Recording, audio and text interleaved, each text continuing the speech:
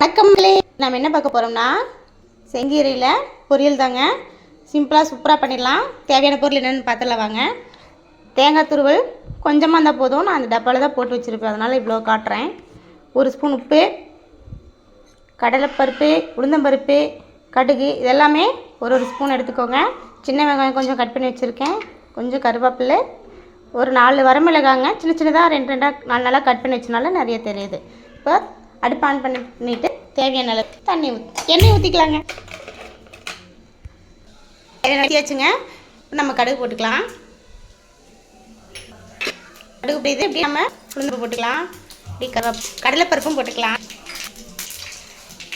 இதெல்லாம் பொரிஞ்சதுமே நம்ம சின்ன வெங்காயத்தை சேர்த்துக்கலாம்.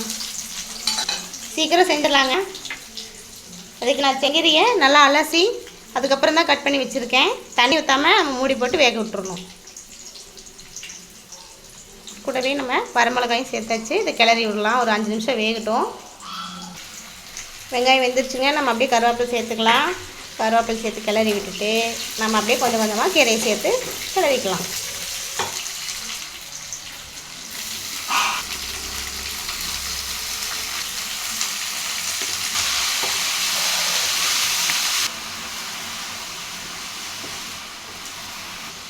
இப்போ நம்ம இதை தண்ணி ஊற்றாமல் மூடி விட்டுடலாங்க. அடுப்பை சிம்மில் வச்சுக்கோங்க.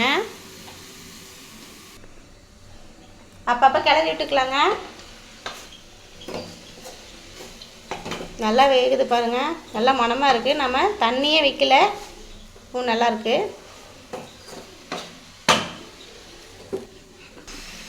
இப்போ நம்ம உப்பு சேர்த்துக்கலாங்க. நான் முதல்லையே ஏன் சேர்க்கலன்னா அளவு தெரியாமல் போட்டுருவோம், அதனால். இப்போ நம்ம கொத்தமல்லி தலையை தூவிக்கலாங்க. அப்படியே மேலேயும் தேங்காய் துருவலையும் தூவிக்கலாம். அவ்வளோதாங்க, ரெடி ஆகிடுச்சு.